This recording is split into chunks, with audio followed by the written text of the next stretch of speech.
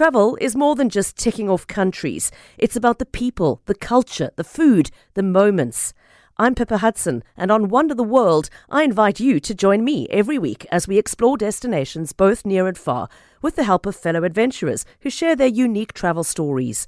Listen to my podcast wherever you get them. The Teen Junction with Cindy Poluta. Empowering teens, one conversation at a time. Thank you so much for joining us in another episode of the Teen Junction podcast. My name is Cindy Poluta, as always, host of the show. And it's so great that you're listening to us today. Remember, you can reach out to us on Instagram and Facebook. We're there. It's called the Teen Junction. You can comment on any of the episodes you've heard, or even just suggest some topics that you'd like us to cover. Today's topic, guys, let's not kid, it's an awkward one to be having with your kids, or does it have to be that awkward? I feel like it's the scene in The Lion King when Mufasa dies. Everybody remembers where they were when it happened. It's the chat. It's the one your parents did or didn't have with you. It's the one that you had to maybe have a talk at the school about. It's sex. How are we talking to our kids about sex and puberty, etc.? I'm not the expert. That's why I've got Christy Herselman with me today on the Zoom. Christy, good afternoon. Thank you so much for joining me today. And I'm so happy that it's not my job to have to tell parents how to talk to their kids about sex. Oh, it is such a pleasure to be with you and such a pleasure to talk about this topic. By now, I'm super comfortable with it, so I'm looking forward to getting into the chats. I'm pretty sure my kids are going to cringe when they know that I've had this conversation. They're going to be like, Definitely. All my friends watched that episode, Mom. Why did you have to? But it's so great that you've joined us. Thank you so much. And, you know, the Teen Junction is about adolescence. So we know now that adolescence is the age 11 to 25. So we're assuming that by the age of 11 or 12, kids these days actually do know about the birds and the bees. Absolutely. In fact, when the chat was started by accident at a birthday party when my daughter was 7, and a group of moms were talking. I don't know if you have children, you'll know that pre-drop-off and post-drop-off are like your two milestones in birthday parties. Like when drop and go happens. You know, this was before drop and go, and I was standing around with other moms, and we were chatting and trying not to eat the sweets on the sweets table, and one of the moms whispered to the other mom, "Have you spoken to your daughter about sex?" And none of us had. And none of us it hadn't actually even occurred to us yet. And this mom actually said, "But I've heard 8 is too late." And so that kind of, I actually have a background in journalism and in education. And so I love research. I love taking information, making it available to people. And so this kind of thing kicked in. And I said to these moms, I said to them, well, why don't I go find out what we're supposed to be doing? And I'll come back and then we'll talk about it.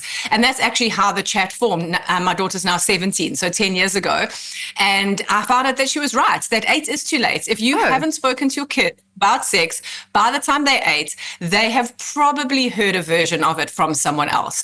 Probably not a complete version, probably not a healthy version, but they've heard it from somewhere.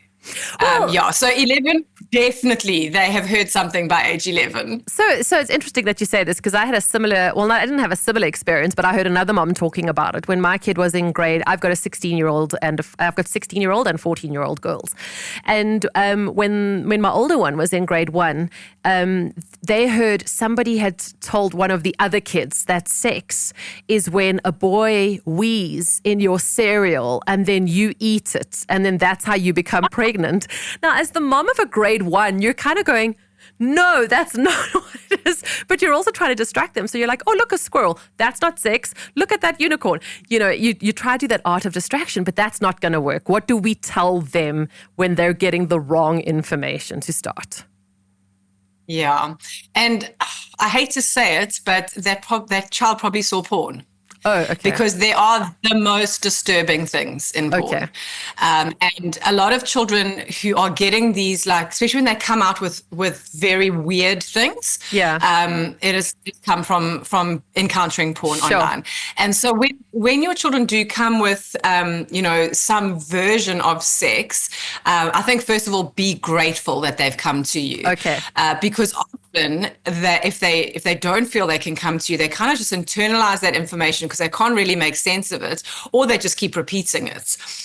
So I always say to parents, you need to take every opportunity to talk to your kids. And so when they get false information, I think the best thing, and I say to parents, you need to practice your chat face where you do not freak out. You can be dying 1,000 deaths inside, but your outside has to just be, my boy, thank you for telling me that. That's such an interesting thing that you've heard. Let's talk about it. Or you're so brave for coming to me. Thank you. And then kind of not giving him, the police with a shining spotlight, third degree. Where did you hear that from? I told you not to hang around with that boy. I told you he was bad news. We got to rein ourselves in because, we love to blame other people and other children for stuff. But to say to them very, very matter of factly, oh, where did you hear that from? That's a strange thing to believe, and kind of try and get some context for it. And then if you feel like it's age appropriate for your child, and I call the organization The Chat, but it's actually a series of micro chats need to start from age 2 or 3. But when we talk about The Chat, the best time for that conversation is kind of 6 to 9. Okay. That space. If you feel like they are old enough, then you can use that as your opportunity to actually give them the right information.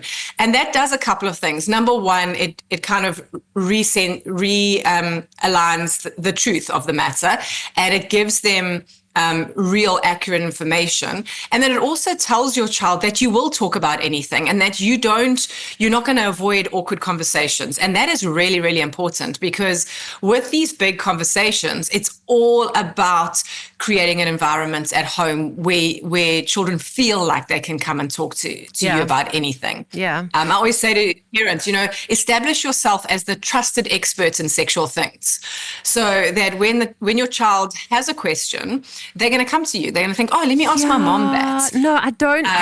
I don't know if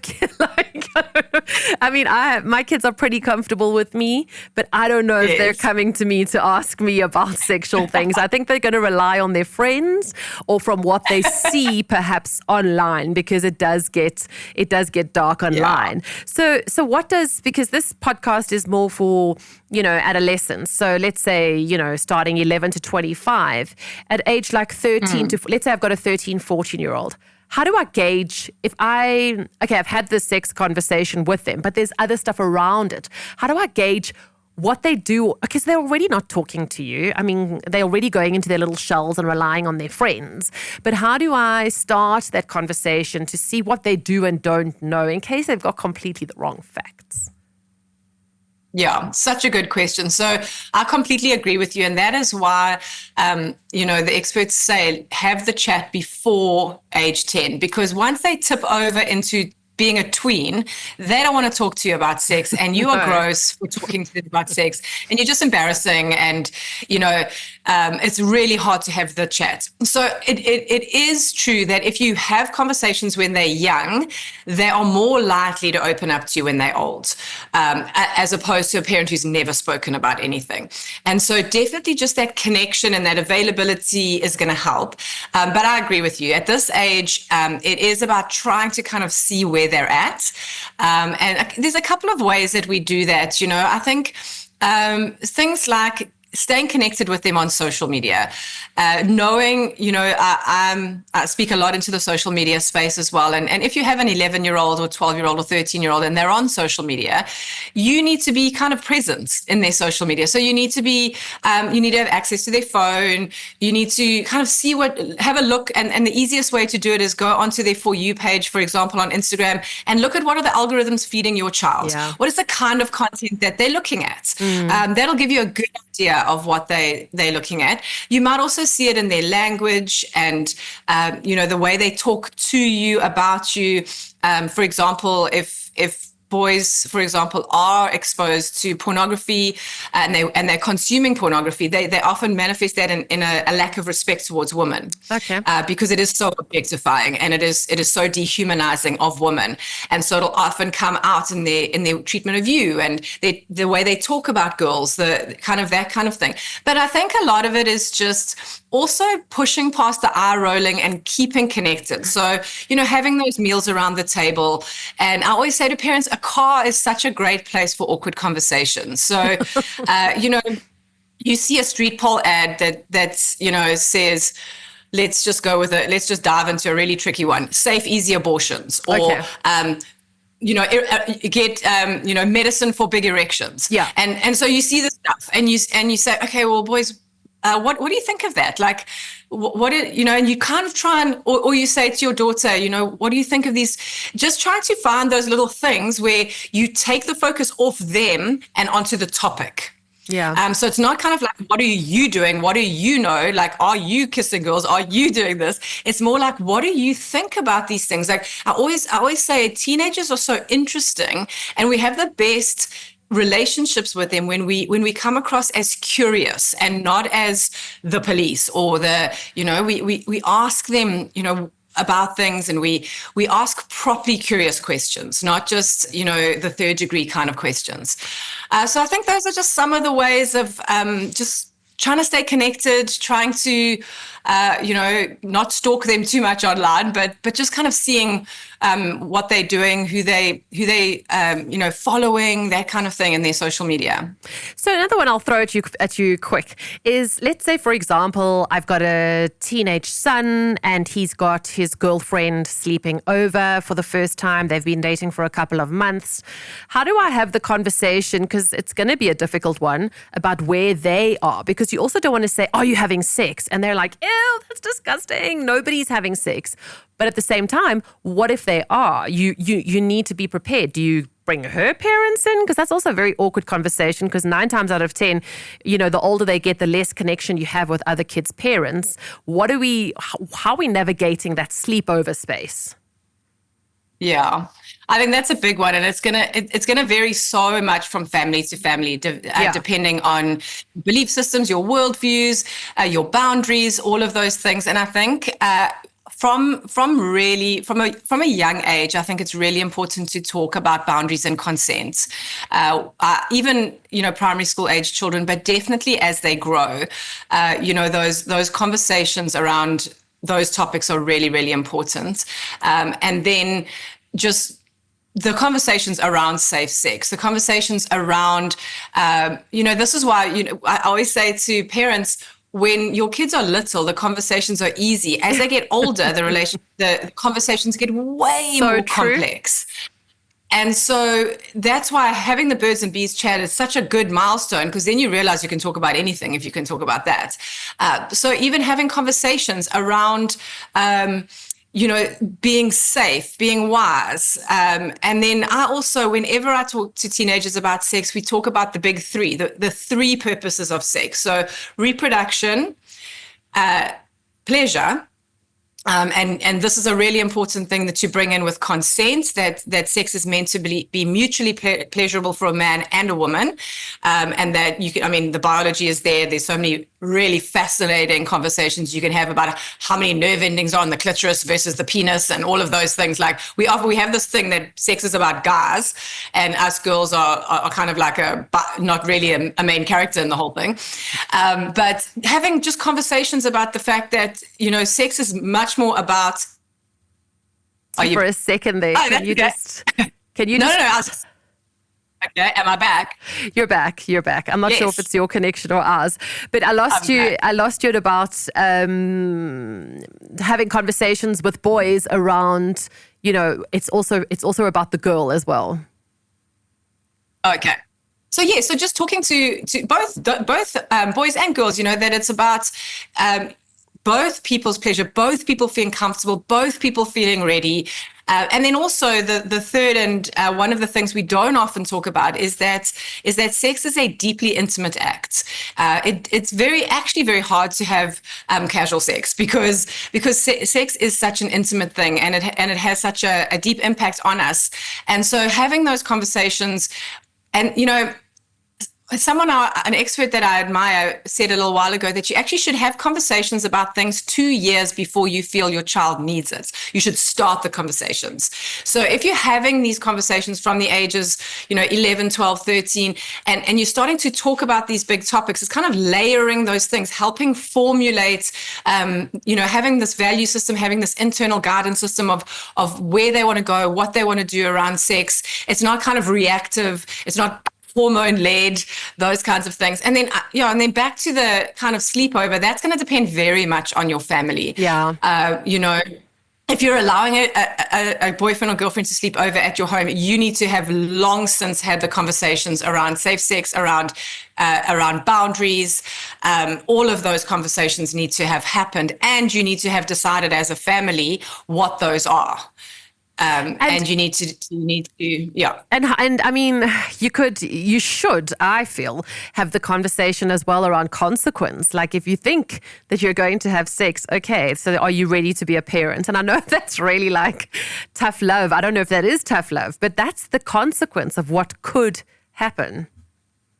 Yeah, 100%. And we need to think physical consequences, STDs, pregnancy, but we also need to think emotional consequences. If you are ready to do this most intimate thing with this person, and the chances are statistically you are going to break up with that person because that is just the reality of teenage relationships. It is going to be a really, really difficult process. Are you ready for that? Because I often... And one of the interesting things I'm finding is more and more teenagers are holding off sex till they're older, which is so interesting. And I've done a little bit of research into why. And the one reason is not great. It's because of porn. They're in their bedrooms by themselves watching sexual content rather than being with an actual human. But the positive side of it is that because young people are much better informed now, they're much more kind of globally minded. They actually have more of a vision for where they're going in their lives, and because they've got better information, they can make better long-term decisions around sex. And so that is so true. The consequences, they need to think about those consequences, the emotional, the physical, all of those things of being involved with someone in this very intimate way. And then back to your comments about the parents of the other child, I think this is a tricky one, but I always say to parents that your child is your primary responsibility. Okay. I think if you feel like your child and a partner are kind of getting towards sexual intimacy, I do feel like the first prize, best case scenario is that everyone's talking to each other. Yeah. But the reality is that probably one of the worst things we can do is go behind our child's back and talk to someone about them. Yeah. Because that breaks trust and that destroys the safe space. So what happens then is your child won't tell you stuff. I had an incident a little while ago where a boy in grade 8 was exposed to a nude next to the hockey field at school.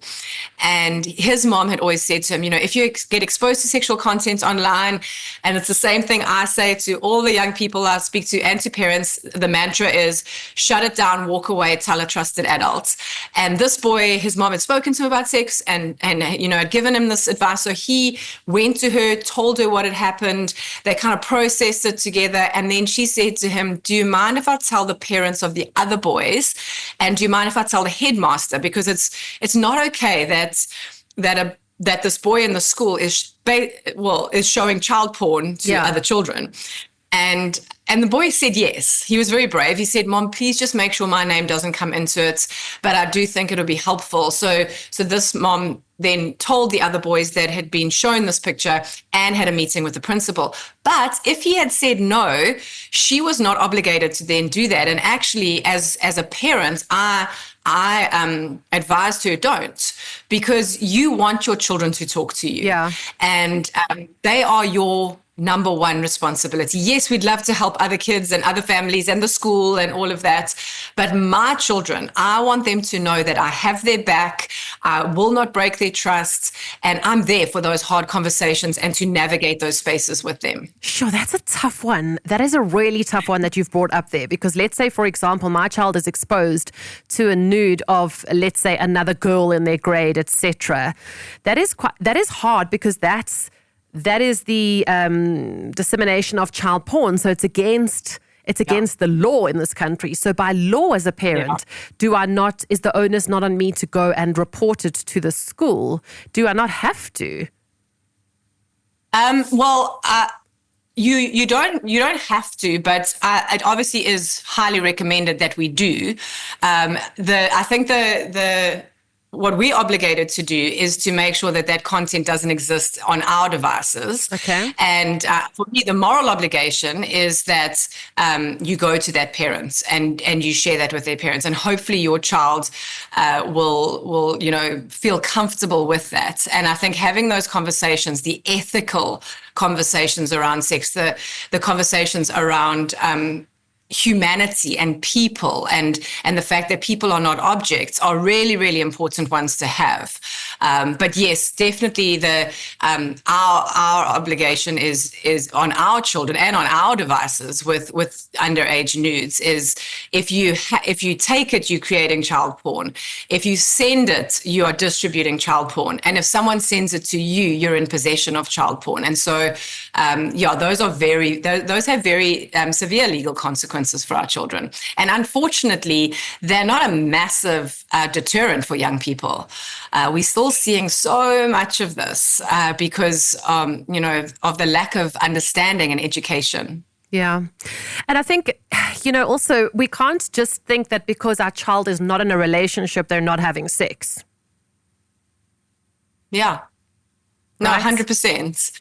So Right. we've also got to be like, okay, I still have to, you spoke about teachable moments while you're driving in the car, etc. Well, my child doesn't have a boyfriend, so they're not having sex. Well, your child might be out on the weekend having fun with a whole lot of people, so you don't know. So better to tell them. So I think we forget as adults, we have to put our big pants on and be the adult in the situation. Yeah. And as awkward as it is, it's awkward for us, it's awkward for them. We still have to have that open chat. Yeah, we absolutely do. And what is another curveball about parenting in this generation is, how do you define sex? Like, what is sex? Is that always going to be a penis and a vagina? Or is oral sex sex? It's so complicated. And again, these kids are growing up in porn culture. And so we are seeing a lot of boys pressuring girls to do what they see in porn. Yeah. And so we're seeing a lot of pressure on them to give oral sex, and to do these things. And they're not the traditional, they're not sexual intercourse, but they're still sex. They still are. And so the narrative has changed a lot since we were young, in terms of the pressure that our young people are under and the things that are demanded of them in not even relationships, just in casual encounters. And so that's, I really say to parents of teenagers, the consent conversation is massive, because the other thing that porn is teaching, specifically boys, is that consent doesn't matter. That when a girl says no, she's just playing hard to get, and she just wants you to try harder.